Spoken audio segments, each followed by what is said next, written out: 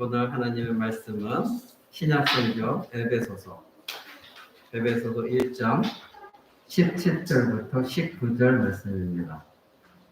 신약성경 에베소서 1장 17절에서 19절. 제가 가진 성경으로는 신약성경 310쪽에 있습니다. 에베소서 1장 17절에서 19절 말씀.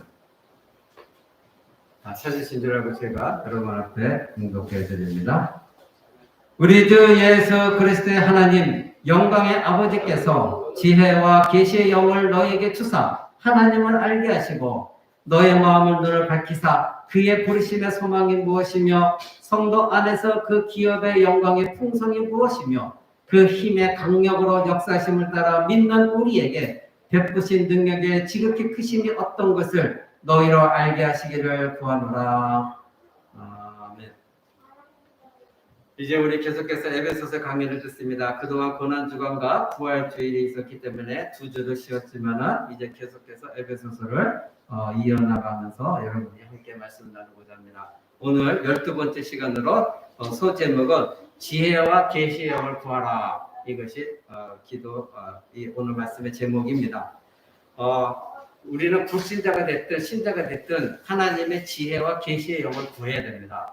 여러분의 남편들이, 여러분의 아내나 여러분이 알고 있는 가족들이 아직 예수 그리스도를 모른다고 한다면 하나님, 저들에게 하나님의 지혜의 영, 계시의 영을 주시옵소서. 그래서 성령께서, 여기서 영이라는 성령님이거든요. 성령께서 일을 하셔야 됩니다.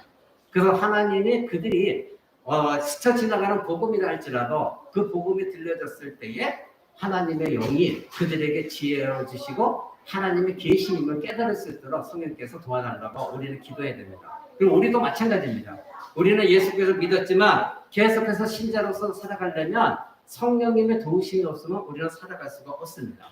여러분들이 지금 우리가 화요일날 신자의 시험 이거에 대해서 여러분들 배우고 있죠? 그래서 지난번에 한 게 무엇입니까? 여러분들 하나님께 지혜를 구하라. 그래서 야고보서 뭐라고 했죠? 하나님이 지혜를 구하면 다 주신다.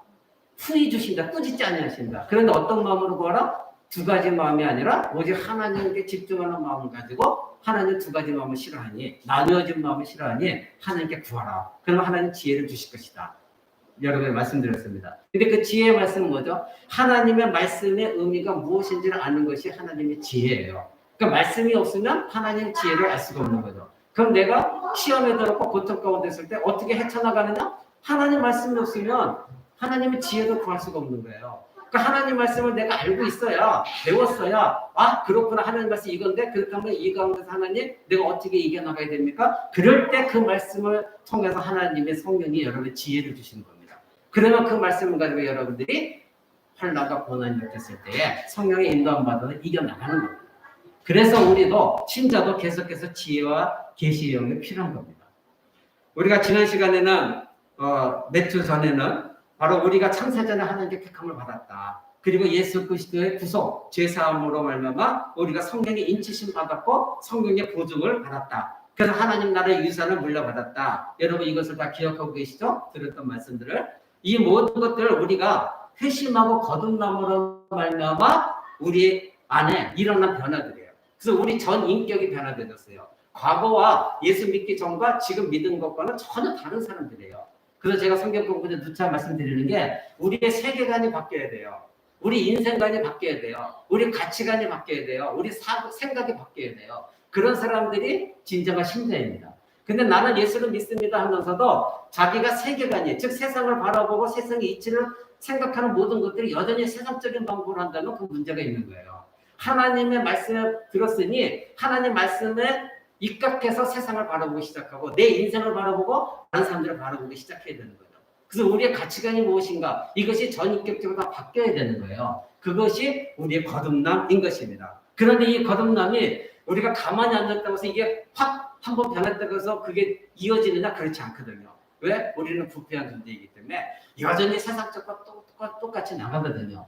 그래서 계속해서 하나님이 지혜 주시고 하나님의 계시의 말씀이 무엇인가를 깨달아 나갈 때마다 계속해서 우리는 하나님의 세계관을 가지고 살아갈 수가 있는 것입니다. 사랑하는 성도 여러분, 이런 사실을 이제 우리는 이와 같이 택함을 받았고 우리에게 전인격적인 새로운 변화가 일어났다. 이것을 알았던 우리는 이제 어떻게 해야 된다 이겁니다. 우리는 그럼 어떻게 살아가야 되느냐? 이것을 깨달았는데 어떻게 살아가야 되느냐? 그것을 사도 바울 선생이 오늘 우리에게 말하고 있습니다. 바로 17절에 우리 주 예수 그리스도 하나님 영광의 아버지께서 지혜와 계시의 영을 너에게 주사. 예전에 성경은 지혜와 계시의 정신이라고 번역을 했는데 그건 잘못된 번역입니다. 계시의 영입니다. 즉 성령 하나님의 지혜와 계시의 영을 너에게 주사 하나님을 알게 하시고 그리고 너의 마음도 밝히시고 너의 뭐를 알아야 되나 부르심의 소망이 무엇이고 너의 기업이 받을 영광의 풍성이 무엇이고 그리고 하나님의 능력이 얼마나 크신가 이것을 너희가 알기를 내가 구하노라 이렇게 말하고 있습니다. 자 그러면 여기서 사도 바울 선생의 기도의 핵심이 뭐냐면 아는 거예요. 너희가 이런 것을 알기를 원한다. 그러니까 하나님 알게 해주셔서 저들에게 지혜와 계시형을 주셔서 하나님이 어떠한 놀라운 하나님인가를 저들이 알게 해줘서 이게 기도의 핵심이에요. 알게 하옵소서 이겁니다. 그런데 거기에 부수적으로 깨달아야 될 게 뭐예요? 마음의 눈을 열어달라는 거죠. 마음의 눈. 근데 그 인간이 할 수 있느냐? 그것이 아니라 누가 하신다? 성령께서 마음의 눈을 밝혀주셔야 돼요. 그러니까 우리는 초신자들이 교회 왔을 때 하나님의 말씀을 들으면서 변화되는 거 어떤 사람은 순식간에 변화될 수 있어요. 이건 하나님의 역사이기 때문에. 그래서 어떤 사람은 천천히 변화되고 있어요. 그러니까 이거를 우리가 판단할 수가 없는 거예요. 하나님의 영이 하시는 거기 때문에. 그러나 우리는 끊임없이 기도해야 되는 거죠. 무엇을 위해서? 하나님, 내 남편이 말씀을 들을 때 하나님의 지혜와 하나님의 계시형을 주셔서 성령께서 그들의 마음을 열어야 되니까. 성경이 뭐라고 그러죠? 너의 마음의 눈을 밝혀주셔야 되거든요. 그래서 이게 뿌리가 내려져야 되거든요. 그래서 말씀의 씨앗이 일단 뿌려져야 이게 뿌리를 내리든 뿌리를 안 내리든 할 거 아니에요. 그러니까 성령께서 그 사람의 마음의 눈을 열어달라. 우린 기도해야 돼요. 그래서 무조건 왜 안 믿느냐 안 믿느냐 아니 그거는 내가 믿고 싶어서 믿는 것이 아니고 안 믿고 싶어서 안 믿는 것이 아니에요. 안 믿어지는 거예요. 그럴 때 누가 하냐? 우리가 하는 게 아니라 성령께서 그 사람의 마음을 만져주시고 마음의 눈을 열어주셔야 이것이구나 깨닫기 시작하는 것이죠.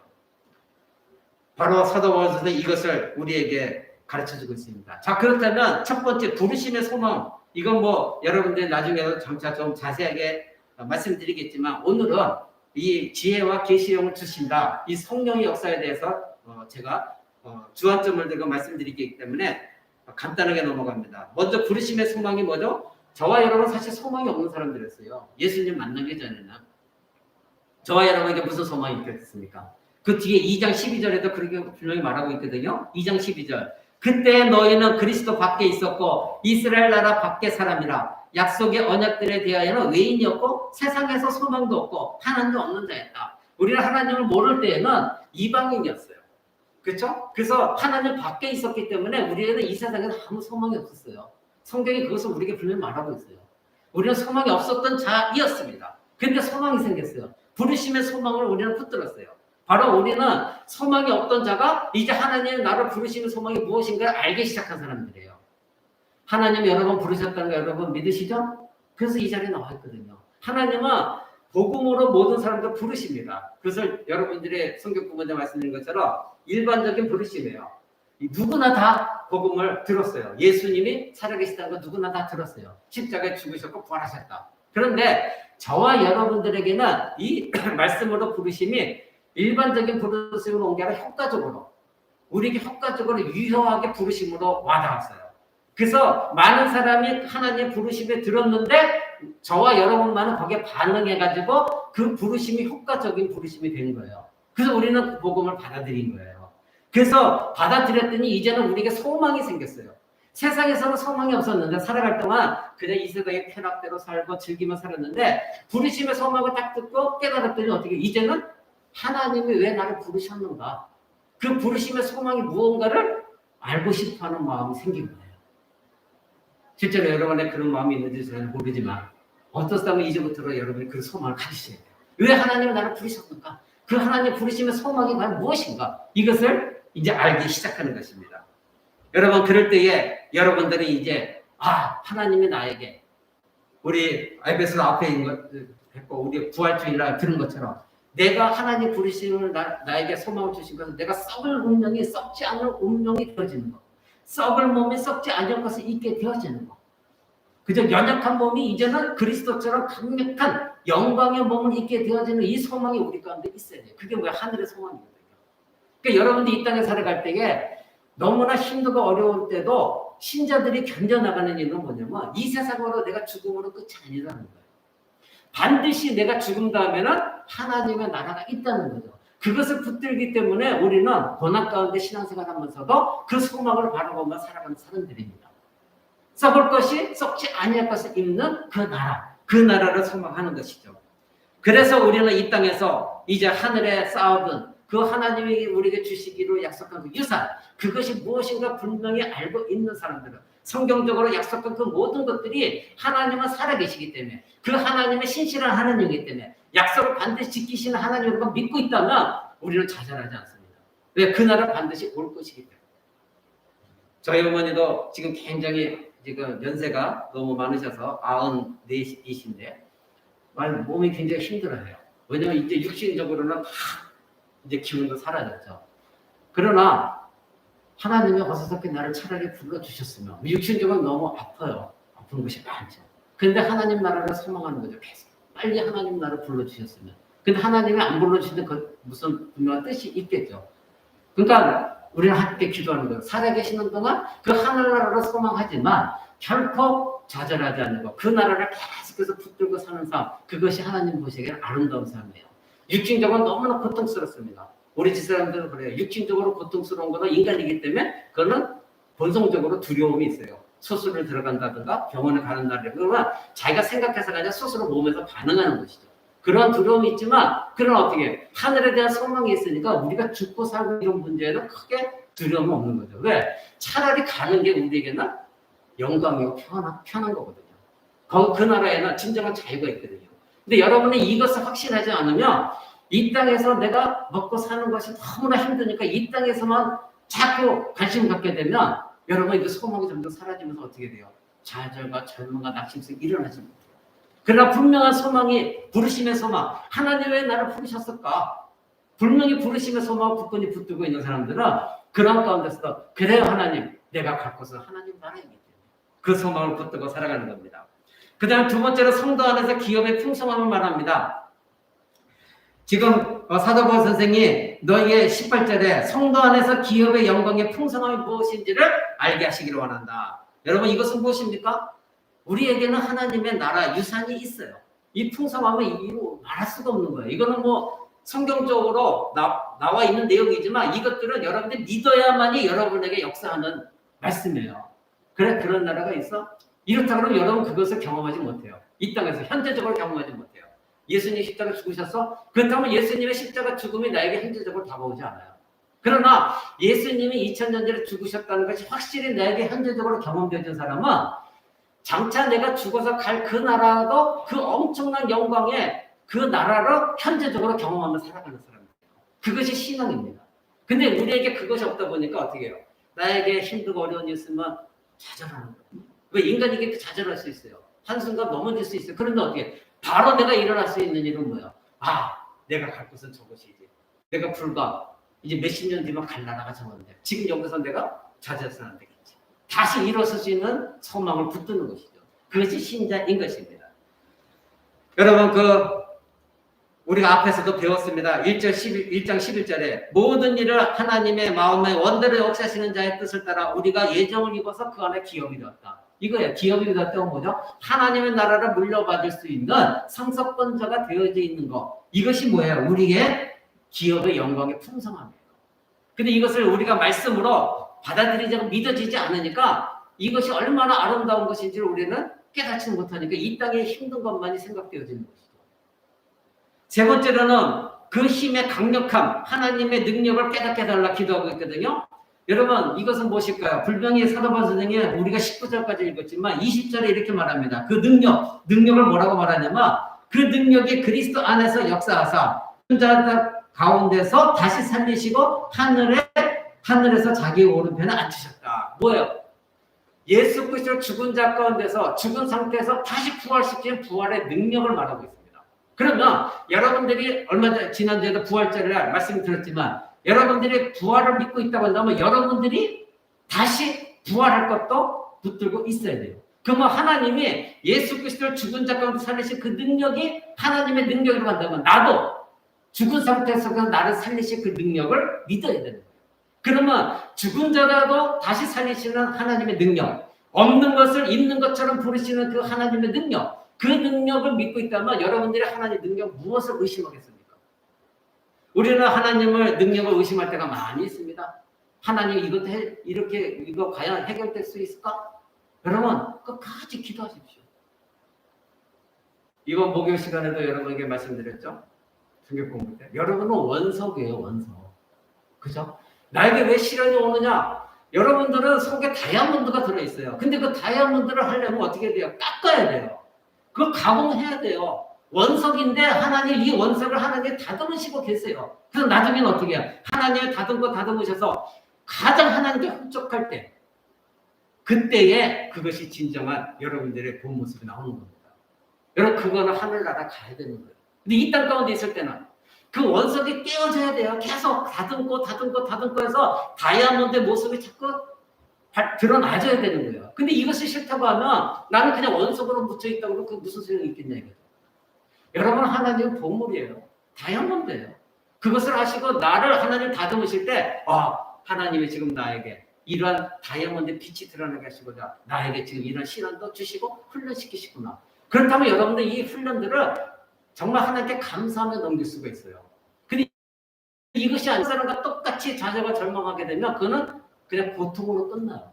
그건 너무나 바보잖아요. 어리석잖아요. 고통으로 끝나는 거예요. 근데 이 같은 고통이랄지라도 고통으로 끝나는 게 아니라 내가 내 속에 있는 이 다이아몬드가 드러나지는 고통이라면 여러분들 그거 감내할 수가 있잖아요. 그것이 바로 하나님이 여러분을 너무나 사랑하는 바로 내 소유된 백성 이 말의 의미입니다. 사랑하는 성도 여러분, 여러분은 하나님이 반드시 여러분을 살리셨습니다. 분명히 살리셨어요. 그것을 믿으셔야 돼요. 그리고 이제 여러분들은 죽는다 할지라도 여러분의 죽음은 여러분의 그 죽음이 여러분과 아무 관계가 없어요. 여러분의 죽음은 또 하나의 새로운 놀라운 시작입니다.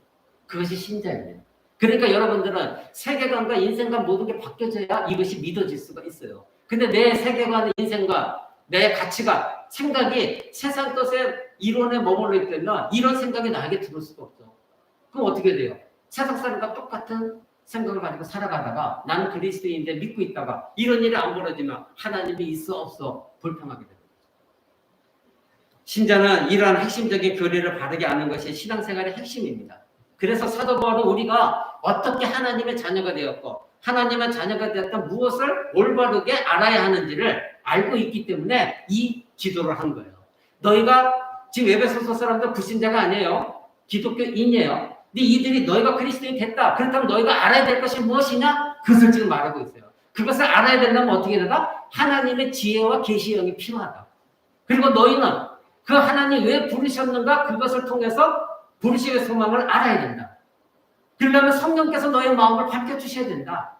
그 다음에 너희가 하나님 나라의 영광의 풍성함을 알고 있다면 이 땅 가운데 고난당해도 너희가 승리하는 삶을 살 수 있다. 그리고 하나님 능력을 의심하느냐? 그 하나님 능력 어떤 능력이었느냐? 죽은 자도 살리셨고 그 예수 그리스도 하나님 우편에 다시 앉히신 하나님이다. 그 이 의미는 뭐예요? 예수님에게 해당된 것이 아니라 너희는 지금 누구 안에 있다? 사도 바울이 말했어요? 그리스도 안에. 원리적으로 우리 그리스도 안에 있다. 그럼 너희는 이미 뭐 어떤 존재다? 살아난 존재다. 죽어도 하나님 보좌 우편에 앉게 된 존재다. 이것을 너희가 믿고 있느냐? 교리적으로. 핵심적으로 믿고 있느냐? 너희가 이런 것들을 알기를 원한다. 이것을 기도하고 있는 거예요.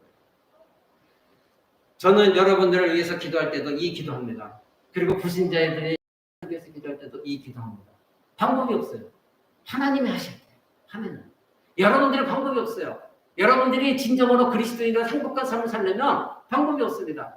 하나님의 영이 여러분들의 말씀을 가지고 여러분들 이끌어 주셔야 돼요. 깨우쳐 주셔야 돼요. 어두운 지성 속에 밝은 빛을 비춰주셔서 마음의 눈이 열려져야 됩니다.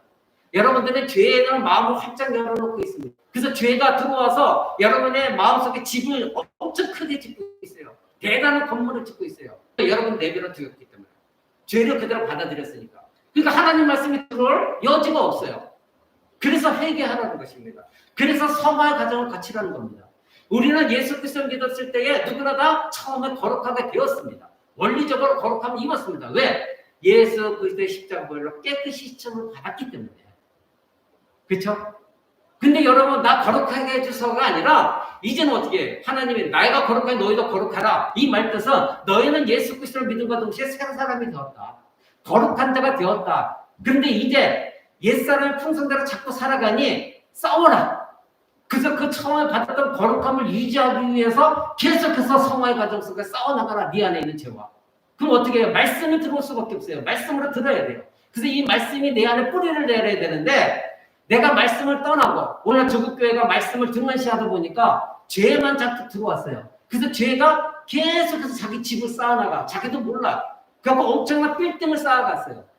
말씀이 뿌리를 깊게 내려서 줄기가 막 자라나야 되는데 오히려 죄의 집이 지어지고 있단 말이에요. 그러니까 하나님 말씀에 들어와도 받아들이지 못하는 거예요. 여러분 그래서 빨리 회개하시고 이제는 하나님 말씀이 내 안에 들어와서 말씀밖에 없습니다. 말씀이 뿌리를 내려서 줄기가 풍성하게 자라고 뿌리가 굳건히 내려야 하나님 말씀을 들었을 때 그것을 지혜와 계시형으로 여러분들이 깨달을 수가 있는 거예요. 근데 내가 들은 말씀이 없는데 알고 있는 말씀이 없는데 어떻게 하나님이 여러분에게 그 말씀의 의미를 깨닫게 했습니다. 이거죠. 그러니까 원리적으로는 뭐예요? 말씀이 기본이에요. 말씀. 사랑하는 성도 여러분, 성령님의 역사는 우리에게 반드시 지금도 필요합니다.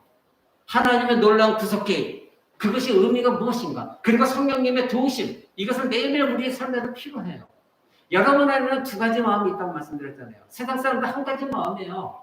세상에 죄만 한 가지밖에 없어요. 저와 여러분 부패한 죄도 있고 그리고 하나님의 성령도 있어요. 이 두 가지가 끊임없이 싸워나가요. 그럼 여러분 안에서 이 성령님께 의지해야 되는데 이 성령께 의지하는 것은 무엇을 통해서 아느냐 이거예요. 말씀을 통해서 하는 거거든요. 그럼 여러분이 말씀을 깨달아서 성령님이 그 말씀을 가지고 그 말씀의 의미가 무엇인지를 여러분에게 지혜로 주시노라 말미암아 여러분께 그 말씀 그렇구나 하고 이겨나가는 거예요. 여러분 성령님이 누구시고 성령님이 어떠한 일을 하는가 여러분 아셔야 돼요. 근데 오늘 제가 말씀드린 것도 중요한 건 뭐냐면 우리가 성령님을 이 조국교회에서 자꾸 어떤 에너지로 생각해요. 그래서 어떤 집회 가서 뭐 성령의 역사가 일어나면 막 뒤로 자빠지고 뭐 환상을 보고 방언을 하고 예언을 하고 성령님은 그렇게 비인격적인 분으로서 일을 하시지 않고 인격적인 하나님이시기 때문에 우리의 지성, 망가진 지성, 어두운 지성의 말씀을 가지고 일을 하시는 분이에요. 그래서 성령님은 우리에게 보여주시는 거예요. 왜? 성령님이 하나님의 모든 것을 통달하고 계시는 하나님이시기 때문에. 여러분 고린도전서 2장 한번 보시죠. 그 앞에 고린도전서 2장 10절. 고린도전서 2장 10절. 제가 내 성경 264쪽에 있습니다. 오직 하나님의 성령으로 이것을 우리에게 보이셨으니 성령은 모든 것 곧 하나님의 깊은 것이라도 통달하시느니라. 성령님은 누구시죠? 하나님의 영이세요. 그러니까 하나님의 영이시기 때문에 하나님의 모든 뜻을 모든 계획을 모든 것들 알고 계신 분이 성령 하나님이십니다. 그러니 그 성령 하나님의 여러분들의 복음을 들었을 때에 성령께서 여러분에게 하나님 말씀의 의미를 깨닫게 하시고 여러분 안에 개혁을 일으키셨어요. 그래서 여러분이 믿은 거예요. 여러분 스스로가 믿은 것이 아닙니다. 그럼 그 다음부터 믿은 자로서는 성령님이 내 안에 들어와 계시니 여러분도 그 다음부터는 성령님을 의지해서 계속해서 하나님의 뜻이 무엇인가? 왜? 성령님은 하나님의 깊은 것까지도 다 통달하신 분이니까 하나님 나에게 지혜의 영을 주옵소서.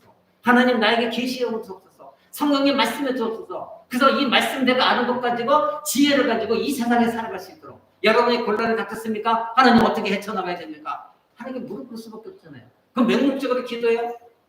하나님 보좌를 한다는 기도할 거예요? 여러분 그 기도 쓸데없는 기도라고 그랬죠? 여러분이 하나님을 사랑한 적도 없고 하나님 말씀을 알지도 않으면서 내가 문제 생길 때만 보좌를 흔들고 기도할 거예요? 그건 하나님 기뻐하시는 것이 아니에요. 내가 알고 있고 배웠던 말씀 붙들면서 하나님 이 말씀의 의미가 무엇입니까? 또 내가 지금 망각했지만 하나님 말씀을 통하여 나한테 깨닫게 해주옵소서. 그래서 어떻게 이겨나가야 되겠습니까? 그럴 때 하나님은 모든 것이 협력할 선을 이루어가도록 모든 환경을 통하여 여러분에게 알려주시고 인도하시는 거예요. 근데 그것이 좀 늦잖아요. 그럼 우리가 성질이 급하니까 빨리 뿅 하고 뭐 나타나기 원하거든요. 그리고 믿음도 뭐가 뿅 하고 빨리 성장하기 원하거든요. 그래서 다른 사람들에게 내가 이 정도 믿음이 있어. 그러니까 가장 잘해가는 게 뭐예요? 방언. 겉으로 드러나는 거. 예언, 병고침. 이거는 은사라고 그랬잖아요. 제가 성경 공부 시간에 말씀드렸죠. 은사와 은혜는 완전히 다르다. 은사는 수단에 불과한 거예요. 근데 가론 유다나 제자들도 하나님께 은사를 받았어요. 예수님께. 다 어떻게 했어요? 도망갔고 배신했어요. 이게 바로 은사예요. 은사. 여러분 그걸 좋아할 거예요? 그것이 아니라 중요한 건 뭐냐면 우리를 이끌고 우리를 변화시키는 것은 뭐냐면 은사가 아니라 은혜입니다. 우리가 살아가서 힘을 주는 건 은사가 아니라 은혜입니다. 근데 오늘 중국교회에서 자꾸 은사를 강조하고 있거든요. 은혜를 망각하고. 오늘 사도바울 선생이 지금 말씀하시는 것이 그거예요. 하나님의 성령으로 우리에게 이것을 보이셨다 이 말씀하잖아요. 여기서 보이셨다 이것이 뭐냐면 계시입니다. 계시. 근데 이것을 보이셨다는 게 뭐냐면 그 위에 가면은 7절 보세요. 오직 비밀 한가운데 있는 하나님의 지혜를 말하는 것인데 감추었던 것인데 하나님이 우리의 영광을 위하여 만세전에 미리 정하신 것이다. 이 지혜는 이 세대의 간원이 하나도 알지 못하였나니 만약 알았다면 영광의 죄를 십자가에 못 박지 아니하셨다. 그러니까 이 사람들은 세상에 있는 사람들 예수 그리스도를 왜 십자가에 못 박게 죽였다? 이들은 하나님의 비밀 그것을 알지 못하니까 예수 그리스도 십자가에 못 박게 죽였다는 거예요. 하나님의 지혜, 하나님 기쁘신 비밀, 감추어진 것 그것을 알지 못했는데 근데 저와 여러분 왜 알았어요? 이 세상 사람들은 지금도 복음을 전하면 그들은 못 알아듣습니다. 그리고 우리를 비아냥거리고 비웃습니다. 왜 그럴까요? 그들은 모르니까. 그들에게 감춰진 거예요. 그들에게 비밀이에요. 근데 저와 여러분들은 왜 복음을 받으려고 이 자리에 나와 앉아 있습니까? 성령께서 역사하기 때문에. 그래서 10절에 성령이 이것을 우리에게 보이셨으니 여기서 보이셨다는 건 뭐냐? 우리에게 여기서 보이셨다는 아키클로파라는데 이건 뭐냐? 폭로하다. 우리에게 보여주다. 드러내다. 이거거든요. 그러니까 우리가 보이셨다. 성령께서 여러분이 저와 여러분이 똑같은 세상 사람처럼 깨닫지 못했는데 성령께서 우리에게 하나님 말씀 이거다 하고 밝히 폭로해 주셨다는 거예요. 비밀한 건데 감춰질 것들을 활짝 열어가지고 이것이 하나님이시다. 이것이 예수 그리스도 보내신 이유다. 이것을 우리에게 깨닫게 해주셨다는 거예요. 그래서 저와 여러분이 예수를 믿게 되어진 것입니다. 근데 그 성령님이 뭐라고요? 하나님의 깊은 곳까지도 통달하신 분이다. 그러니 여러분 성령 할 때에 은사주의들처럼 조국교회 잘못된 교회들처럼 성령님을 자꾸 자기가 뭐 이용하려는 그래서 하나님 성령을 수단 삼아서 자기가 이 정도의 은사 갖고 있다 자랑하려고 하는 성령을 사용해서는 안 돼요. 성령님은 인격적인 하나님이시고 말씀을 가지고 우리에게 말씀해 주시는 하나님이십니다. 근데 그 성령님을 자꾸 우리는 잘못 가르쳐 곡해하고 있어요. 뒤에도 이제 여러분들 성령에 예수님 말씀하신 걸 여러분에게 알려드리도록 하겠습니다. 자, 여기서 보이셨다. 이것이 바로 계시입니다. 하나님의 깊은 곳까지도 우리에게 다 알려주셨습니다. 따라서 우리가 성령의 인도함을 받는다는 것은 무엇입니까? 말씀으로 가는 거예요. 오늘 중국계 많은 사람들이 성령 능력을 사모합니다. 성령님 나와 함께 계시기 원합니다. 그러면서 뭐를 구합니까? 하나님 은사 주세요. 나에게 직관력을 주세요. 신통력을 주세요. 한국 사람들이 제일 좋아하는 은사가 뭐라고요? 다 나타나지는 거랬잖아요. 언제가 말씀드렸죠? 방언하는 거, 예언하는 거, 병 고치는 거. 이 세 가지는 뭐예요? 다 나타나잖아요. 그러니까 사람들이 자기한테서 굴복하거든요. 저도 예전에 조금만 계실 때 그런 사람들이 엄청 많았어요. 근데 방언도 가짜 방언하면서 자기가 방언한다고 얘기하는 사람 너무 많았어요. 여러분 방언 안 해도 구원 받습니다. 사도바울 선생님 뭐라 했어요? 1만 마디의 방언보다도 한 마디의 하나님 말씀이 더 중요하다고 그랬어요. 근데 오늘 중국교회는 뭔가 자꾸 이 성령 하나님을 이상한 쪽으로 자꾸 가르치고 이상한 쪽으로 이끌어 나가요.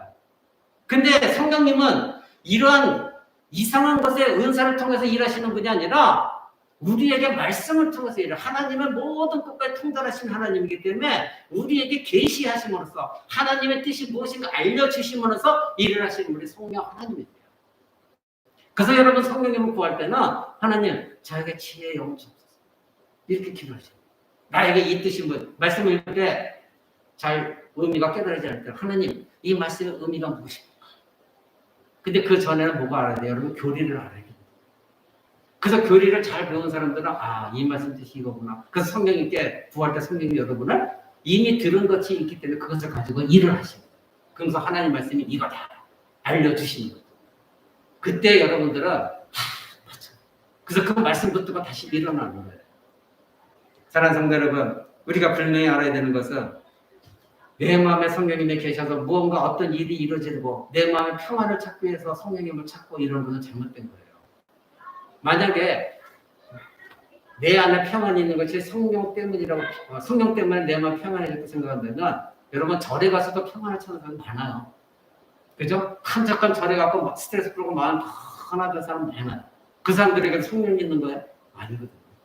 그러니까 자꾸 우리는 내가 감각되어지는 거 이런 것을 여러분 찾지 마시고, 제가 누차 여러분들 말씀드리잖아요. 우리는 정서가 중요한 게 아니라 정서 중요해요. 근데 먼저 하나님의 말씀이 중요한 거예요. 그래서 이 말씀이 깨달아져서 내 정서가 하나님 말씀으로 거룩한 정서가 되어질 때에 그것이 하나님이 우리에게 주신 평안인 것이지, 하나님 말씀 알지도 못한데 내가 평안해졌다, 그래서 성령님이 내 계시다, 그거는 성경적인 것이 아닙니다. 그러니까 여러분들은 성령님을 구하셔야 돼요. 불교나 천주교 다 평안이 있어요. 여러분들이 이 복잡한 도시에서 잠시만 멀어서 나가도 잠시 평안을 느낍니다. 그때 하나님을 생각하지 않아도 평안을 느껴요. 그러기에 내 안에 뭔가 평안을 찾고자, 뭔가 내가 은사를 얻고자, 이것을 성령님을 자꾸 이용해서는 안 됩니다. 먼저 성령님은 우리에게 계시해 주시는 하나님이시다. 사랑하는 여러분, 그렇다면 계시해 주신다, 하나님은 우리에게 모든 걸 알려주신다, 이 말뜻은 무엇일까요? 하나님은, 성령님은 하나님 기쁜 것까지도 다 통달하시니까 오직 하나님께서 우리에게 알려주실 때는 성령님을 통해서 하나하나 알려주신다는 거예요. 그래서 예수님이 살아계실 때 이것을 분명히 미리 말씀하셨어요. 내가 가는데, 내가 가면 성령이 올 것이다. 근데 그 성령님이 오셔서 어떤 일을 할 것이다. 근데 이건 안 가르치고요, 자꾸 이상한 쪽, 은사주의 쪽만 자꾸 가르쳐주니까 성도들이 예수님이 하시는 말씀조차 그것이 이런 말이 있었어? 아예 생각을 안 해요. 여러분 요한복음 한번 보시기 바랍니다. 요한복음 14장. 요한복음 14장 16절입니다. 요한복음 14장 16절. 예수님이 이렇게 말씀하십니다. 내가 아버지께 구하겠으니 그가 또 다른 보혜사를 너에게 주사 영원토록 너희와 함께 있게 하시리니. 자, 예수님은 우리와 계시다가 부활 승천하셨습니다. 그러고 나서 성령님을 보내는데 그 성령님은 이제 영원토록 우리와 함께 하신다는 거예요. 영원토록. 그러니까 성령님이라는 거 우리 여러분 삼위일체 배우셨죠? 성령님이 우리 안에 계신다는 건 뭐야? 하나님이 계신다는 의미예요. 근데 영으로서 우리에게 계시다는 의미입니다. 자, 그런데 그 밑에 보십시오. 17절. 저는 뭐예요? 보혜사로 오실 성령님이에요. 저는 진리의 영이라 세상은 능히 저를 받지도 못함이라. 그러나 너희는 저를 안 하니 저는 너희와 함께 거하시며 또 너희 속에 계시겠습니다. 아멘. 자, 성령님을 뭐라고 얘기합니까? 진리의 영이시다. 이 성경은 저자가 누구라고 얘기합니까? 성령 하나님. 성령님은 진리의 영이시고, 진리의 영이시기 때문에 이 성경을 기록한 모든 것들은 하나님께서 이 성경 기록한 한 사람 한 사람을 붙드셔서 하나님 말씀 올바로 기록하도록 성령께서 기록하게 하신 것입니다. 그래서 예수님이 저는 진리의 영이다, 이렇게 말씀하신 거예요. 진리의 영이라는 건 뭐다? 하나님의 말씀의 영이라는 거예요. 그럼 아까 사도 바울 선생님이 성령님은 하나님의 깊은 것까지도 통달하셨다. 그럼 하나님의 깊은 것까지 다 알고 계시는 성령께서 하나님 택하신 사람 한 사람 붙드셔서 하나님이 우리에게 알려주시고자 하는 말씀이 무엇인가를 기록하게 하신 것입니다. 그러니 성령님, 그러면 여러분 무조건 뭐부터 생각해야 돼요? 은사가 아니라 뭐예요? 말씀의 진리의 영이시구나, 진리의 하나님이시구나, 이것을 여러분들이 먼저 알아야 되는 것입니다. 사랑하는 성도 여러분, 그 뒤에 우리가 14장 26절도 한번 보시기 바랍니다. 26절에서도 이렇게 말씀하십니다. 보혜사 곧 아버지께서 내 이름으로 보내실 성령, 그가 너희에게 모든 것을 가르치시고 내가 너에게 말한 모든 것을 생각나게 하시리라. 자, 전부 말씀과 관계에서 진리와 말씀이에요. 가르치시고 내가 너에게 알려준 걸 생각나게 하시는 분이 누구다? 성령님이시다. 자, 그러면 여러분들이 저와 함께 성경 공부를 하고 있습니다. 설교 말씀을 듣습니다. 그럼 이 말씀은 저의 말입니까? 아닙니다. 하나님 말씀이죠. 그럼 하나님 말씀을 이미 여러분들이 들었어요. 배웠어요. 그럼 생각나게 하시는 분이 누구라고요? 성령님. 성령님이 들은 것들을 생각나게 하신다는 거예요. 그리고 알지 못한 것들은 목사님들이 가르치는 설교나 성경 공부를 통하여 성령께서 가르친다는 거예요. 제가 가르치는 게 아니라 함께 공부할 때 성령께서 여러분의 한 사람 마음을 열으셔서 이것이 진리다. 이것이 하나님 말씀이다. 이해가 되어지도록 여러분을 도우시고 깨우치신다는 거예요. 누가? 성령께서. 그러니 이러한 예수님이 이미 이렇게 다 말씀하셨거든요. 성령님에 대해서. 근데 자꾸 오늘 주국교회는 잘못된 방향으로 가고 있어요. 여러분 그 뒤에 15장 26절도 한번 보십시오. 15장 26절에도 내가 아버지께로서 너에게 보낼 보혜사 곧 아버지께로서 나오시는 진리의 영이 오실 때에 그가 나를 증거하실 것이다. 또 여기서도 진리의 성령이라고 말씀하셨죠. 근데 그 진리의 성령님이 오셔서 무엇을 하신다고 그랬어요? 나를 증거할 것이다. 나가 누구예요? 예수 그리스도. 그러니까 성령님은 반드시 우리에게 무슨 뭐 엄청난 이상한 것들을 행해 주시는 그런 성령님이 아니라 예수 그리스도를 증거하시는 성령님이에요. 무엇으로? 말씀으로. 그래서 진리의 영이에요. 그러니까 성령님은 반드시 예수 그리스도 앞으로 이끄시는 분이 성령 하나님입니다. 근데 자꾸 조국교회는 성령 그러면 자꾸 뭐 은사, 방언, 예언 여러분 그거 아무 쓰잘데없는 것들이에요. 이미 사도바울서 고린도전서에 뭐라고 그랬냐면 예언은 폐하졌고 그리고 방언은 스스로 없어졌다. 스스로 없어졌다는 뭐냐면 성경이 기록되고 난 뒤에 방언은 더 이상 필요가 없어요. 그래서 방언은 스스로가 사라져버렸어요. 그리고 예언은 더 이상 성경이 기록돼서 예언은 필요 없어서 강제적으로 하나님 폐하셨다는 거예요. 그 사도행전을 보면 처음에 성경이 기록되기 전까지는 성경의 역사도 있었고 방언도 있었고 예언도 있었습니다. 근데 성경이 기록되면 서신서가 돌기 시작하면서 그다음부터는 방언도 예언도 다 없어요. 기록이 안 나와요. 근데 오늘날 주국교회는 그리고 이 방언은 뭐죠? 하나님 주시는 선물이에요. 내가 얻겠다고 막 떼써갖고 얻는 것이 아니에요. 은사는 뭐죠? 하나님이 주시고자 싶은 하나님의 뜻에 따라 주는 것이 은사거든요. 그런데 오늘날 주국교회는 방언 받으러 기도하세요. 막 기도해. 방언 주세요. 방언 주세요. 그래서 방언 학교도 있잖아요. 온누리교회 같은 경우 여기 양재동에 방언 학교가 있어요. 그 장로님 한 분이 그걸 가르치고 있어요. 참 웃기는 거. 거기 가면은 방언하는 법을 알려줘요. 룰랄랄랄라 뭐 이렇게 하라고. 그래서 거기 가서 배워갖고 자기들 방언한다고 난리예요. 아니 하나님이 주시는 선물인데 이거 학교 가서 방언을 배운다는 게 말이 되냐고. 근데 왜 많은 사람들이 거기 빠져요? 성경을 모르니까. 지금 예수님이 말씀하신 이런 말씀조차 들은 적이 없어요. 교리적으로 배운 적도 없어요. 아까 우리 정현전이가 잠깐 얘기했지만 어떤 분이 정현전이 요즘 성경 공부 자꾸 듣는 거 보고 어려운 거 공부한다고 자기는 그런 거 들어본 적이 없다고. 이게 기본이 돼야 되는데 다른 교회 사람도 이것이 어려운 내용이라고 얘기를 해요. 물론 어려울 것도 있어요. 왜? 교회 다녀서 그냥 가방만 들고 왔다 갔다 하면 그렇게 돼요. 그런 사람들이 성령을 방언으로 배워. 그럼 방언학교 가. 그러면 아무것도 모르고 방언학교 가는 거예요. 돈 내고 배워요. 그럼 와갖고 룰랄랄랄라 나 방언했네. 여러분 그것이 아닙니다. 분명히 예수님 뭐라고 그랬죠? 진리의 영인데 그분은 나를 증거한다. 앞에서는 하나님의 말씀 모든 걸 통달하셨고 가르치시고 생각나게 하신다. 내가 너에게 가르친 모든 걸 생각나게 한다. 그 전부 뭐하고 연결되어 있어요? 말씀이잖아요. 말씀. 진리하고 연결되어 있어요. 근데 우리는 자꾸 성령님을 에너지로 생각하는 거예요. 나에게 뭔가 희한한 거 나타나지기를.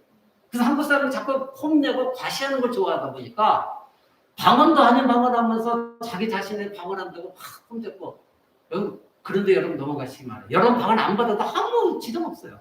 아무 지점 없어요. 그걸 하려고 애쓸 필요도 없어요. 오히려 말씀 안에 바로 서시기 바랍니다. 자, 그 다음에 16장 13절 보십시오. 16장 13절에도 예수님 성령님께 이렇게 말합니다. 그러하나 진리의 성령이 오시면 그가 너희를 모든 진리 가운데로 인도하시리니 그가 자의로 말하지 않냐고 오직 듣는 것을 말하시며 장래의 일을 너에게 알리실 것이다. 이렇게 말합니다. 여러분 예수님 하신 말씀이 뭐예요? 성령님 오시면 너희는 어디로 인도한다고요? 진리 가운데로. 진리가 누구예요? 예수 그리스도 아니에요. 나는 길이요 진리요 생명이니 말씀하셨잖아요. 그러니까 전부 뭐하고 말씀되어 있어요? 예수님은 말씀이 육신이 되어서 이 땅에 오신 분이에요. 여러분 알고 계시죠? 그러면 여기 전부 말씀 진리 다 누구를 가르치고 있습니까? 예수 그리스도입니다. 즉 성령님이 최종적으로 우리를 이끄는 곳은 어디요? 예수 그리스도 앞으로 이끄는 거예요. 예수님이 진리이기 때문에. 그런데 거기에 지금 말씀하신 건 뭐예요? 장래일을 알리실 것이다. 여기서 많이 속아 넘어가요. 자, 장래일을 알리신다니까 자꾸 예언으로 얘기해요. 물론 여기서 예언이라는 건 뭐야? 장래일을 말한다는 건 우리가 장차 구속사적으로 어떻게 될 일을 말씀하시는 것이지 한 개인의 예언해 주는 것이 결코 아닌데 자꾸 성도들이 무식하다 보니까 잘못된 설교에서 봐라 장래일을 너에게 말하는 누가 있냐. 그러니까 성경을 사모해라. 그리고 나는 성령에 충만하다. 어떤 목사님은 나는 성령에 충만하다. 그래서 너 어떤 일이 가정에 어떤 일이 일어날까요? 자기가 예언해주고 그래서 자기 자신을 굴복하게 만드는 거. 이것이 전부 엉터리 목사들이에요. 여러분 그런데 절대 넘어가시기 바랍니다. 여기서 장래일이라는 거는 우리가 구원받은 자들이 장래에 어떠한 하나님의 영광을 얻게 되어질까 그것을 말하고 있는 것이지 내 개인의 예언을 말하고 있는 것이 아니에요. 그리고 예언을 사모하는 자, 이 성경에 나온 예언하는 자들은 그때도 인간의 개인의 예언을 한 것이 아니라 장차 하나님께서 어떤 구원의 역사를 일어나실 것인가 그것을 예언한 것이지 개인의 점쟁이처럼 예언해 주는 것이 아니에요. 근데 자꾸 잘못된 것으로 빠져가요. 그 교회 나고 은사주의한테 가고 우리 자녀가 어떻게 되겠습니까? 점쟁이하고 똑같아요. 그럼 은사를 받았다는 사람들은 막 그래 기도해 줄게 점치는 사람이 막 뭐 흔들가듯이 기도 막 기도해 방언으로 자기도 알아듣지 못하는 방언을 막 하고 나서 헌금 받고 나서 이렇게 됐구만. 안 되면 네가 정성이 무섭게서 그래. 점집하고 뭐가 달라요? 무당하고 뭐가 달라요? 여러분 그런데 그런 사람들 찾아다니지 마시고 여러분 말씀 앞에 엎드리세요. 말씀. 그러면 성령께서 여러분을 하나님의 뜻을 알게 하십니다. 예수님은 이와 같이 우리에게 모든 것을 말씀해 주셨습니다. 여러분 그 밑에 14절도 한번 볼까요? 그가 내 영광을 나타내리니 내 것을 가지고 너에게 알리겠습니다. 성령님은 반드시 예수 그리스도를 증거한다고 아까 말씀드렸습니다. 근데 그 성령님은 어떻게 한다고요? 내 영광을 나타낼 것이다. 그런데 은사 받았던 사람들이 하나님의 영광, 예수 그리스도의 영광을 나타내는 사람이 봤습니까? 다 자기가 잘났다고 나 이런 사람이야 잘하는 사람뿐이지. 그런데 지금 예수님 뭐라고 하십니까? 성령님이 오시면 그 성령님은 내 영광을 드러낼 것이다. 내 영광을 나타낼 것이다. 전부 성령님은 예수님 말씀하시는 성령님이 오시는데 그 성령 무엇과 연결시키십니까? 말씀, 예수 그리스도. 근데 자꾸 성령님 엉뚱한 것으로 여러분들이 해석하는데 그런 잘못된 설교 빠져들지 마시기 바랍니다. 사랑하는 성도 여러분, 사도 바울 선생은 그래서 우리에게 그렇게 기도한 겁니다. 지혜와 계시의 영을 주옵소서. 성령님이 지금 여러분 예수님 말씀하신 대로 진리 가운데 이끌고 예수님 말씀하신 거 가르치고 생각나게 하시고 예수님 앞으로 이끄시고 예수 그리스도를 증거하게 하시고 예수님의 영광을 드러내게 하시는 것, 이 모든 것들 세상에 받을 수 없는 영을 너희는 받았다. 그러면 이 모든 것들은 다 말씀으로 연결되어지니 사도 바울 선생이 에베소서에서 기도한 것은 너희가 이런 영을 받았다. 그럼 너희 안에 성령이 계시는데 그 성령님은 계속해서 너희 안에 살아있어서 너희를 말씀 가운데로 진리 가운데로 이끌고 예수 그리스도 앞으로 이끌어오라 말미암아 너희가 왜 하나님의 나라를 부르셨는가? 그 소망이 무엇인가? 하나님의 장차 나라에 내가 받을 기업의 유산이 얼마나 풍성하고 아름다운 것인가? 그리고 하나님의 능력이 어떤 능력인가를 이런 것 성령의 역사를 통해서 너희가 알면 너희는 이 땅에서 기독교인으로 승리하며 살아갈 수 있다는 거예요. 그런데 우리가 성령께 의지하는 것이 자꾸 엉뚱한 거, 이 세상에 뭔가 이상한 것, 짜릿한 것에 신경을 쓴다면 성령님은 절대 일하지 않습니다. 그건 귀신의 영이죠. 성령님은 말씀을 통해 여러분을 인도하십니다. 그래서 야고보서가 말한 게 너희가 하나님께 지혜를 구하라. 지혜를 구하라. 시험에 들었다? 지혜를 구하라. 그러면 하나님은 절대 책망하지 않으신다. 왜? 하나님이 가장 좋아하시는 것은 진리의 영을 구하는 건데 성령님은 하나님의 모든 것 뜻을 알고 있으니 그 영을 구하면 뭐예요? 하나님을 알고 싶다는 거예요. 하나님 이 문제가 있는데 하나님이 나에게 이 문제가 닥쳤을 때 뜻이 무엇입니까? 어떻게 헤쳐나가야 됩니까? 그럼 성령께 붙들면 성령께서 말씀을 통해 여러분을 이끌어 가십니다. 하나님은 그걸 원하시는 거예요. 그것이 뭐예요? 성령 안에서 교제하는 거예요. 성령 안에서 하나님과 교제하는 거예요. 근데 여러분들이 원리적으로 이거를 알았다 할지라도 실제 삶 속에서 이것을 적용을 못 시키고 있어요. 왜? 내 안에 죄가 너무나 큰 빌딩을 짓고 있어요. 그러니까 아는 지식이 하나님의 지식에 들어가고 뿌리를 내려야 되는데 이미 죄가 큰 집을 짓고 있다 보니까 뿌리를 내릴 장소가 없어요. 마음 안에. 그래서 여러분 야고보서가 말한 게 나누어진 마음을 가지고 기도하면 안 된다는 거예요. 한 주인만 모시고 하나님 뜻대로 살고 기도하는 거예요. 사랑하는 성도 여러분, 사도 바울은 이와 같이 하나님의 영, 계시의 영을 성도들에 주시도록 기도했습니다. 그리고 그 계시의 영이 여러분의 마음에 눈을 밝혀주시기를 기도했습니다. 지혜와 계시의 성령께서 충만하시도 여러분이 기도한다는 것은 하나님 말씀으로 교회가 충만하기를 기도하는 것과 같습니다. 왜냐하면요, 여러분 한 사람 사이에 모인 것이 교회거든요. 근데 여러분 한 사람이 말씀으로 충만하지 않냐고 성령으로 충만하지 않는 상태에서 모이게 되어지면 이미 그 교회는 병들어가기 시작하고 저 결국은 뭐야? 넘어지기 시작하고 분란이 일어나고 싸움이 일어나고 목회자는 병들어 있는 신자들이니까 자기 멋대로 해도 아무 상관이 없어요. 왜? 그래봐도 어차피 병들어 있으니까. 저는 여러분들이 하나님 말씀에 무식한 신자로서 서 있기를 저는 원치 않습니다.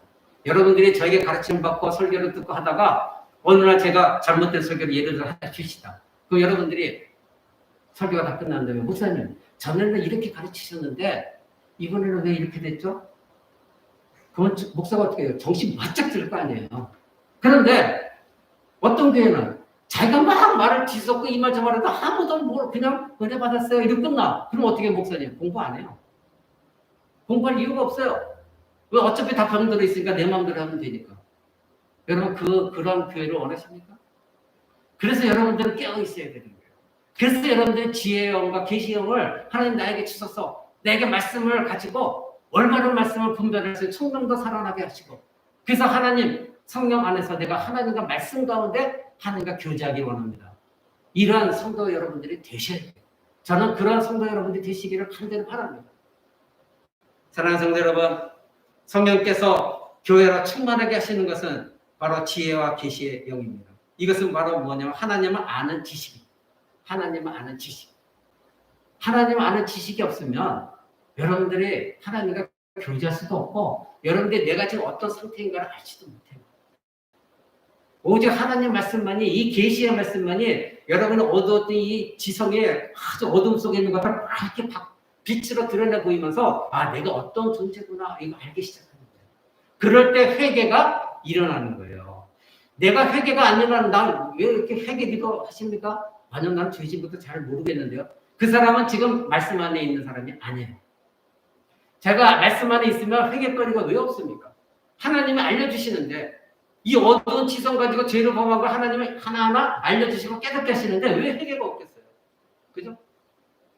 여러분 매일매일 하나님 말씀 붙들고 회개하는 여러분 되시기 바랍니다. 바로 하나님께서 여러분의 마음의 눈을 밝혀주신 이 마음의 눈, 이 마음이라는 것은 성경이 말하는 마음이라는 건 우리의 전 인격이 다 들어와 있는 것이 이 마음이에요. 이 마음이 어두워지게 되어지면 이 마음이 죄 가운데 물들어 있게 되면 여러분 아무리 몇십 년을 믿었다 할지라도 그 사람은 완전히 향기도 잊어버리고 그리스도의 빛도 아니고 이 세상보다도 이 세상 사람보다 더 못한 삶을 살아가는 것이 바로 여러분이 될 수 있어요. 마음이 눈이 어두워져요. 그래서 여러분이 이 마음의 눈을 밝히는 것은 지성을 통해서 하나님의 말씀밖에 없어요. 그랬을 때 여러분 깨달았을 때에 여러분의 마음속에 거룩한 전서가 생겨지기 시작하고 자기 자신의 죄를 미워하고 하나님을 사랑하고 십자가 앞으로 나가고 예수 그리스도 십자가 때문에 내가 이렇게 됐는데 그래서 다시 십자가를 경험하기를 원하고 그리고 하나님 나라 가지 못했지만 약속하신 말씀 붙들고 그 나라가 나의 진정한 나라이지 그 나라를 사모하면서 여러분들 살아가면 여러분 앞에 풍파가 있다 할지라도요 힘들어요. 그러나 그 풍파 속에서 내가 넘어지지 않아요. 성경 공부 시간에 말씀드렸죠. 여러분들 마음의 닻을 어디다 내려야 된다고요? 말씀에. 제가 다큐멘터리를 보니까 배들이 그 닻이 무거운 닻을 바다에 다 내리고 나서 고기잡이를 하더라고요. 왜? 이 파도에 밀려가지 않게. 만약에 닻을 안 내리면 그냥 떠내려 표류하는 거죠. 닻을 굳건히 여러분들의 신앙을 말씀에 내려놓은 사람은 어떤 사람이 떠내려가지를 않아요. 그냥 굳건히 말씀에 의해서 여러분들이 이겨나갈 수가 있어요. 왜? 성령께서 그 말씀을 통해 여러분 붙들고 계시기 때문에. 그 성령님의 능력, 여러분 그걸 믿으십니까? 여러분 믿으십니까? 그 성령님을 신뢰하고 의지해야 돼요. 그럼 여러분들은 절대 표류하지 않습니다.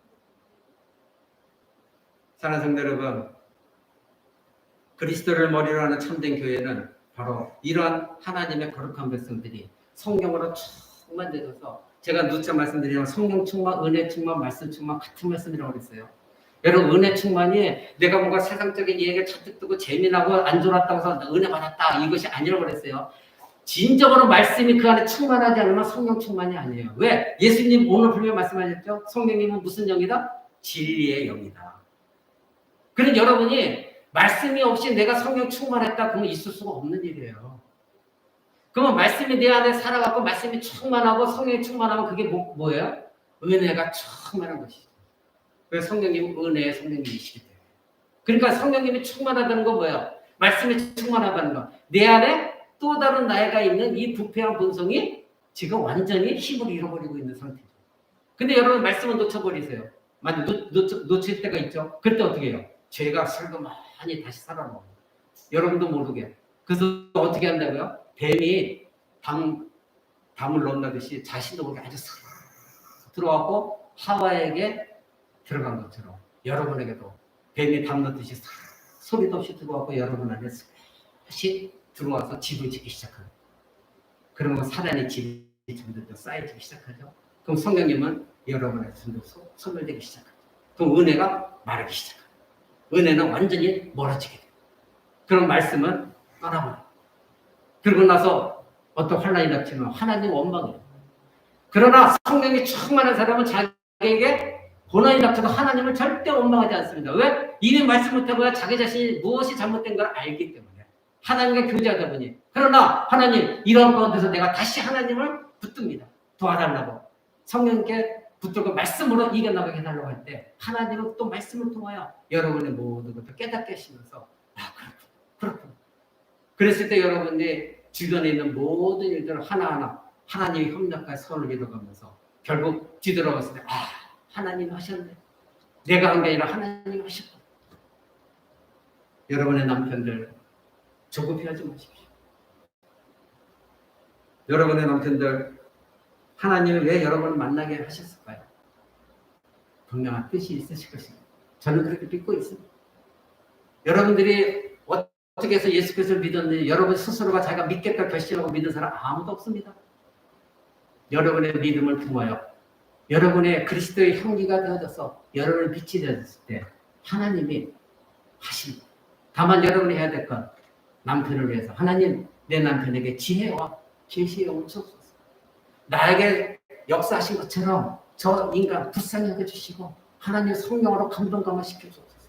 내가 할 일이 아니고 나는 할 수도 없습니다. 오직 하나님께서 하실 수 있으니 하나님이 나처럼 창세전에 택하신 백성이라고 한다면 하나님 저 영혼 빨리 지혜와 계시를 주셔서 말씀을 들었을 때 놀라운 변화가 역사가 일어나게 하셔서 진리의 영으로 예수 그리스도로 이끌어 주시고 가르쳐 주시고 깨닫게 하옵소서. 그것이 가장 빠른 길이에요. 그래서 여러분은 삶을 통해서 그리스도의 향기를 계속 발해야 되는 것이고 빛을 드러내야 되는 것이고 소금의 가를 감당해야 돼요. 그것이 성화예요. 여러분 성질 나죠? 그럼 어떻게 해요? 그 영혼 불쌍하지 않습니까? 그 영혼 여러분과 함께 하늘나라에 가져야 되지 않습니까? 그래야 여러분의 자녀들에게 여러분을 통해서 하나님의 사랑과 생명의 축복이 흘러가야 되지 않습니까? 여러분 이 땅에 축복만을 바랍니까? 여러분 아니잖아요. 저에게 우리 크람대과 들은 사람들은 그런 마음은 없잖아요. 오직 하나님의 사랑, 하나님의 생명이 남편과 나를 통해서 흘러가기를 소망하는 것이 저 자녀들에서 여러분이 가장 잘하는 일입니다. 그 어떤 것보다도 최고의 선물이 여러분이 기도하는 거예요. 그럼 어떻게 여러분 남편과 함께 자녀들 앞에서 보여주는 뒷모습이 진정한 하나님의 백성답게 뒷모습을 보여줬을 때 하나님이라는 분이 어떤 분이구나. 자녀들이 여러분의 뒷모습을 보면서 배워나가는 거예요. 그럼 어떻게 남편이 빨리 하나님께 돌아와야 되겠죠. 지혜의 영을 주십시오. 계시의 영을 주옵소서. 나에게 그렇게 깨우쳐 주신 것처럼 하나님 내 남편에게 지혜의 영을 주십시오. 이것밖에 없습니다. 사도 바울 선생님이 우리를 위해서 기도한 것처럼 우리도 기도하시고 여러분 자신을 위해서도 하나님 내가 계속해서 말씀을 깨달아 같이 있도록 나에게 지혜와 계시의 영을 주옵소서. 그러면 이러한 성도들이 모인 교회, 그 교회가 진정 아름답고 성령님의 사역의 역사가 충분히 일어나는 교회입니다. 교회는 겉모습이 번지르하다고 해서 교회가 아닙니다. 또 겉모습이 작고 초라하다 해서 교회가 아닌 것이 아닙니다. 진정한 교회는 예수 그리스도께서 기뻐하시는 교회, 예수 그리스도가 머리가 되심을 확실하게 증거하는 교회, 그 교회가 진정한 하나님이 기뻐하시는 교회인 것입니다. 사랑하는 성도 여러분, 말씀 맺고자 합니다. 저는 목회자로서, 설교자로서, 그리고 우리 코람독의 몇 안 되는 가정 가운데 하나님 정말로 우리 성도들의 마음의 눈을 밝혀주시고 지혜의 영과 계시의 영을 주셔서 제발 하나님 마음을 열어주셔서 하나님 말씀의 뿌리를 깊게, 아주 넓게, 그리고 아주 깊게 뿌리를 내려서 어떤 색파에도 흔들리지 않는, 넘어지지 않는 나무, 줄기가 아주 굵게 잘 자라고 그 잎이 아주 무성하고 그래서 많은 열매를 맺어갈 수 있는 우리 성도들 되게 하려고 저는 기도하고 있습니다. 여러분, 하나님을 아는 지식이 충만해요. 성령께서 엮을 때에 여러분이 알고 있는 하나님 말씀을 가지고 일을 하시고, 그러면 배우셔야 돼요. 그러려면 성경을 읽으시고, 그리고 배우고 읽은 거 가지고 계속해서 하나님께 기도하며 교제하셔야 돼요.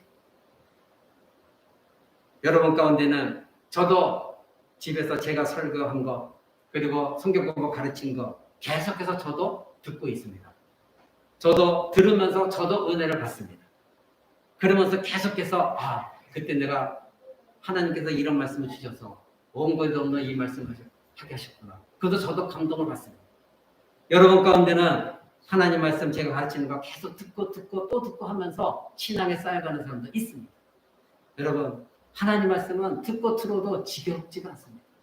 계속 똑같은 말씀인데 계속해서 은혜를 부어주시고, 그래서 저는 매일 시간 날 때마다 제가 말한 설교를 다시 듣습니다. 성경 공부 가르친 거 다시 듣습니다. 그럴 때마다 저도 은혜를 받습니다. 그리고 다시 깨닫습니다. 그렇죠. 그렇죠. 그것이 저의 기쁨의 유일한 기쁨 중에 하나입니다. 우리가 아까 감사를 나눴지만 벚꽃이 어떻게 지나가는지는 모르지만, 그러나 저는 말씀 안에서 하나님이 나에게 부어주신 그 은혜, 말씀의 은혜 안에서 하나님 감사합니다. 이런 삶을 살아가고 또 앞으로도 그렇게 하기를 원합니다. 여러분도 그러시기를. 그래서 하나님 나에게 지혜의 영을 주옵소서, 계시의 영을 주옵소서. 우리 자녀에게도 지혜의 영을 주시고 계시의 영을 주옵소서. 우리 남편 맨날 원수 같다고 생각하지 마시고 우리 남편 지혜의 영과 계시의 영을 주옵소서. 언제가 말씀드렸죠? 여러분, 누구 한 사람이 미워지면 그 사람이 나한테 잘했던 것들을 다 생각나지 않아요. 그죠? 그리고 현재 미운 것만 생각해요. 근데 그 사람을 여러분 사랑하게 되면 저 사람이 나에게 악한 거 많이 했음에도 그거 생각나지 않고 뭐예요? 나에게 잘한 것만 생각나게 되어 있어요. 근데 이것이 사랑에만 그치는 것이 아니에요. 제가 왜 이 말씀 드리냐면 하나님과의 관계에서도 똑같습니다. 여러분들이 하나님을 사랑하게 되면 하나님 나에게 왜 이 악한 것을 주십니까? 이런 말이 나올 수가 없어요. 그러니 여러분, 남편도 설사 지금 밉다 할지라도 그 남편이 100% 여러분에게 다 잘못한 건 아니에요. 그죠? 아내도 마찬가지고. 그러면 그때 나에게 잘해줬던 것도 생각하면서 불쌍히 여기세요. 그리고 그 남편을 위해서 하나님, 저 영혼에게 제발 마음의 눈을 밝히도록 하나님의 성령을 부어주옵소서. 오직 성령님만이 하실 수 있습니다. 저는 그것만 붙들고 있습니다. 우리의 가정에 진정한 하나님 가정 되게 해달라고 기도하는 여러분 되시기 바랍니다. 그때에 하나님은 여러분의 기도를 응답해 주시면서 여러분의 남편들, 자녀들 마음을 열어주시고 은혜 충만, 성령 충만, 말씀 충만한 가정으로 하나님이 이끌어 주실 것입니다. 기도하겠습니다. 우리 다 같이 기도할 때